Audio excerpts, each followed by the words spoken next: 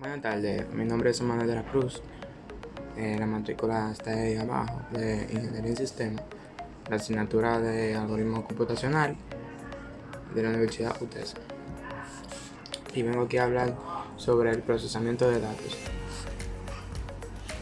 El procesamiento de datos se produce cuando se recaban datos y se traducen información utilizable.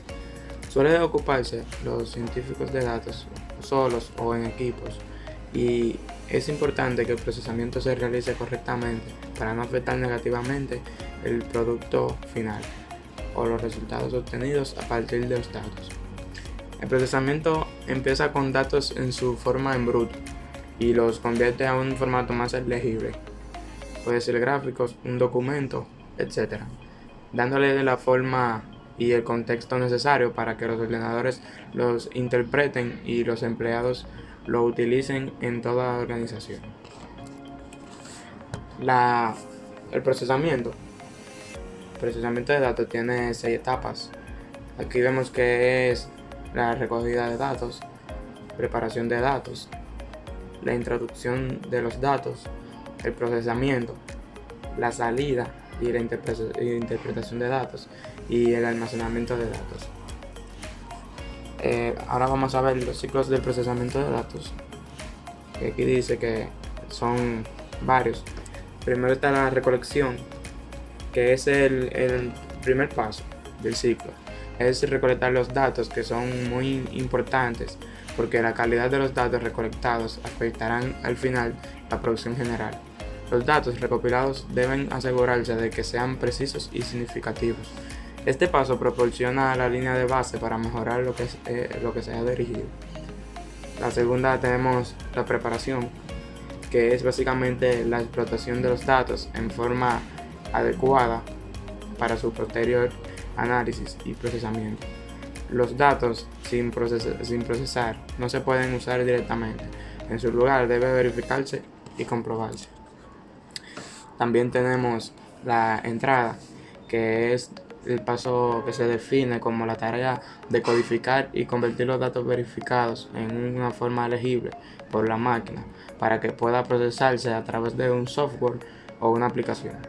El proceso de entrada de datos requiere mucho tiempo y, por lo tanto, la velocidad y la precisión son indispensables. También tenemos el procesamiento, que es la etapa en la que los datos se someten a múltiples medios y métodos de explotación técnicas mediante los algoritmos de inteligencia artificial para generar una idea de los datos.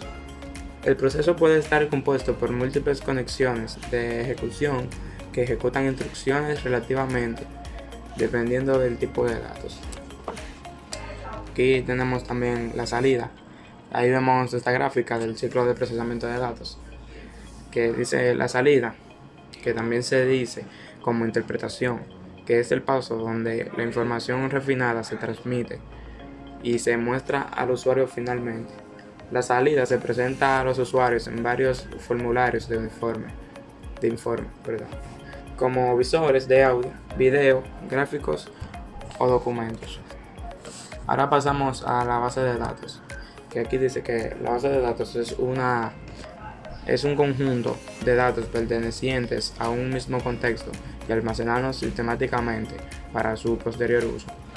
En este sentido, una biblioteca puede considerarse en base de datos compuesta en su mayoría por documentos y textos impresos en papel e indexados para su consulta. Hay programas denominados sistemas gestores de base de datos, abreviados SGBD, que permiten almacenar y posteriormente acceder a los datos de forma rápida y estructurada. Ahora seguimos con los conceptos de procesamiento de datos, que dice que se refiere al conjunto de información de diferentes símbolos que pueden representarse en números, dibujos, letras o signos. El procesamiento de datos es el método que se basa en la recolección de datos que son ordenados y evaluados para conseguir información interesante que finalmente serán analizados. Aquí dice que el procesamiento de datos empieza con datos en su forma en bruto y lo convierte en un formato más legible, dándoles la formación y el contexto necesario para que los ordenadores lo interpreten y los empleados lo utilicen en toda una organización, como vimos al principio. Aquí dice los archivos. Aquí dice que un archivo, ahí como vemos en la imagen, un archivo o fichero informático es un conjunto de bytes que son almacenados en un dispositivo. Un archivo es identificado por un nombre y la descripción de las carpetas o directorio que lo contiene. A los archivos informáticos se les llama así porque son los equivalentes digitales de los archivos escritos en expedientes, en tarjetas, también en libretas, en papeles o microfichas del entorno de una oficina tradicional. Los nombres de archivos de datos. Aquí dice que es la cadena de texto que se utilizan para designar a un archivo. El nombre de un archivo consta de dos partes. La primera parte es el nombre y la segunda es la extensión. Originalmente en computadoras con sistema DOS, los archivos estaban limitados a 8 caracteres de nombre y 3 caracteres de extensión.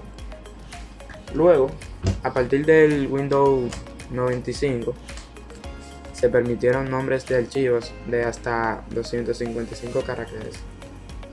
En el sistema Windows no se distinguen entre mayúscula y minúscula en los nombres de los archivos. En cambio, en Unix esta distinción sí se hace.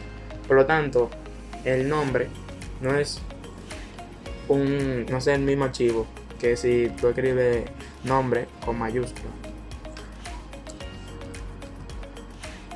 Aquí vemos los tipos de archivos, que según la capacidad de funcionamiento está el archivo ejecutable, que está creado para que funcionen por sí mismo. También están los archivos no ejecutables, que necesitan de un programa para ejecutarse. Según el contenido que almacenen, también hay archivos de texto que utilizan las extensiones TX, TXT, DOC o DOCX, entre otros. Estas significan que son documentos o letras. También están los archivos de imágenes que utilizan la extensión JPG o un GIF, BMP o PNG.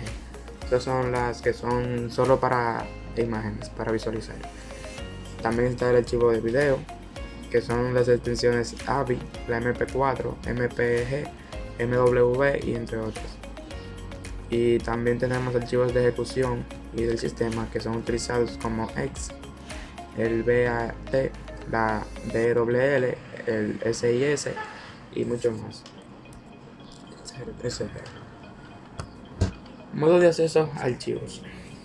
Hasta ahora, la organización de los archivos han sido objeto de debate. Para cada archivo o organigrama, distintos modos de acceso pueden ser usados. Está el acceso secuencial, el acceso aleatorio y el acceso dinámico. La sintaxis en este módulo, junto con sus respectivos términos, solo se refieren a su uso en el programa. Pasamos con la unidad de almacenamiento, la unidad de almacenamiento se trata, como decía, de dispositivos que están orientados al almacenamiento de información, lo cual es posible cual se encuentra conectados a una computadora, teléfono o etc. Las unidades de almacenamiento tienen una capacidad de escritura, es decir, se puede escribir datos en ellas. A su vez, también disponen de una capacidad de lectura, de manera tal que los datos que se han guardado posteriormente pueden ser elegidos, es decir, que podamos ver qué es lo que está guardado. Nosotros podemos ver lo que está guardado adentro de datos. También vemos que como los datos, en este caso podemos entender cualquier tipo de archivo o carpeta que se guarda en la unidad de almacenamiento, ya sea fotos, videos, música, documentos, hoja de cálculo o cualquier nota que usted tenga, etc. Ahora vamos con las unidades de almacenamiento, los tipos. Aquí el primero que vemos es bit, es la abreviación de dígito binario. la cual es, en términos técnicos, es la menor unidad de información de una computadora. Un bit tiene solamente un valor, que puede ser 0 o 1. Varios bits pueden estar combinados entre sí y dan origen a otras unidades como bytes, mega, giga o tera. Toda la información procesada por una computadora es medida de codificación en bits. El tamaño de los archivos es medido en bits. Las tasas de transferencia son medidas también en bits. Toda la información en el lenguaje de usuario es convertida a bits para que la computadora la pueda leer y la entienda. Los bits también son utilizados para la clasificación de colores de una imagen. Por ejemplo, una imagen monocromática tiene un bit en cada punto, en un punto blanco o en un punto negro. Mientras una imagen de 8 bits soportan hasta 256 colores. O sea que hay que saber distinguir sobre un bit de almacenamiento, un dígito binario, y un bit de pantalla, que dan imagen monocromática. Seguimos con el byte, aquí vemos el byte, que es un conjunto de 8 bits formado según una secuencia que representa un carácter. Se puede hacer una correspondencia biunívoca entre cada número decimal del 0 al 9. Las letras mayúsculas y la minúscula de la A hasta la Z, los símbolos matemáticos, la puntuación y también los símbolos con un respecto a byte. También el carácter, que es una unidad de información que corresponde con un grafema o con una unidad o con un símbolo. Los caracteres en el mundo de la informática representan el uso de una codificación, el cual asigna un valor a todos los caracteres. Dependiendo del contexto que se le dé, un carácter es una unidad de información, con lo que no implica ninguna manifestación visual alguna. Cualquier símbolo es una computadora. Puede ser número, letra o puntuaciones o espacio. El kilobyte, que corresponde a 1024 bytes. Un ejemplo aquí es en un microcomputador antiguo tipo PCXT poseía 640 kilobytes de memoria, o sea 655.360 bytes de memoria, porque 640 kilobytes por 1024 bytes son 655.360 bytes. Esto quiere decir que él podría tener una memoria de 655.360 caracteres. El megabyte, que corresponde a 1024 kilobytes, o sea que son 1.048.576 bytes. El gigabyte, que por su vez también corresponde a 1024 megabytes, y el terabyte, que corresponde a 1024 gigabytes.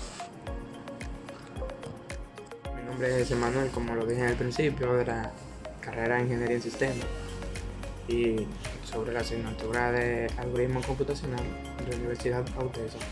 Estuvimos viendo lo que es las unidades de almacenamiento, así como el byte, el bit, el kilobyte, megabyte y también el tera. También vimos los tipos de archivos, el nombre del archivo, como el archivo en sí, y el concepto de procesamiento de datos, así como la base de datos. Y también vimos las 6 etapas del procesamiento de datos, así como también vimos el ciclo básico de procesamiento de datos.